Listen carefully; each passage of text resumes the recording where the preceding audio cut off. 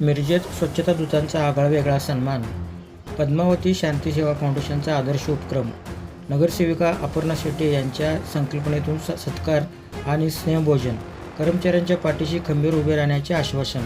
1 मे महाराष्ट्र दिन आणि कामगार दिनाचे औचित्य साधून मिरजेतील पद्मावती शांतीसेवा फाउंडेशनच्या वतीने सांगली, मिरज आणि कुपवाड शहर महानगरपालिकेच्या प्रभाग क्रमांक 4 मधील स्वच्छता दूतांचा विशेष सन्मान करण्यात आला.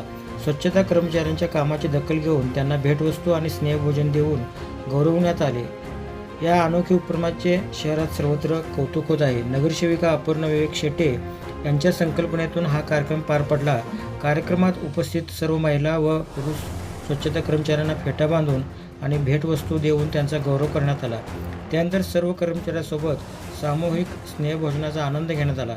या कार्यक्रमास महिला व बाल कल्याण सभापती श्रीमती बानो मुसा जमादार, महापालिका उपायुक्त स्मृती पाटील, भाजपचे नेते सुरेश बापा आवटी, राष्ट्रीय स्वयंसेवक संघाचे राजेश देशमाने, नगरसेवक मोहन वाटवे, नगरसेवक दयानंद खोत, विवेक उर्फ बंडू शेटे, महादेव नलोडे, सुनील चिपलकट्टी यांच्यासह मान्यवर आणि प्रभाग क्रमांक 4 मधील सर्व स्वच्छता कर्मचारी मोठ्या संख्येने उपस्थित होते.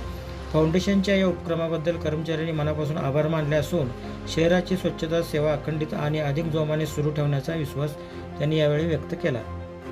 नमस्कार, मी सौ अपर्णा विवेक शेटे, प्रभाग क्रमांक 4 नगरसेविका. आज 1 मे महाराष्ट्र दिन आणि कामगार दिन या दिनाचे औचित्य साधून आपण आज आपल्या महानगरपालिका क्षेत्रातील वॉर्ड क्रमांक 4 मधील सर्व स्वच्छता दूतांचा आपण सन्मान सोहळा या ठिकाणी आयोजित केला आहे. आणि ऊन, वारा, पाऊस याची तमाना बाळगतात पूर्ण 365 दिवस, अगदी रविवारची सुद्धा ही लोक सुट्टी घेत नाहीत, अशा लोकांचा आपण यावेळी सन्मान केलेला आहे. आणि खरोखरच या लोकांचं काम वाखाणण्याजोगं आहे. आणि आज आम्ही या ठिकाणी बघितलं, ह्या लोकांच्या चेहऱ्यावरचा आज आम्ही आनंदी भाव आम्हाला इतका भावला की खरोखर या लोकांसाठी अजूनही आम्हाला करायची अजूनही आम्हाला काही करायचं आहे. आणि आम्हाला ह्यांच्या आरोग्याचं पण एक शिबिर आम्ही भरवण्याचा आत्ता आपण जाहीर केलेला आहे. आणि आज ती लोक जरी बोलत नसली तरी पण आम्हाला त्यांच्या बऱ्याचशा समस्यांची जाणीव आहे. आणि आपण नक्कीच त्या समस्यांचं प्रशासनापर्यंत आम्ही त्यांच्या समस्या घेऊन जाऊन त्याचा सोडवण्याचा नक्कीच प्रयत्न करू.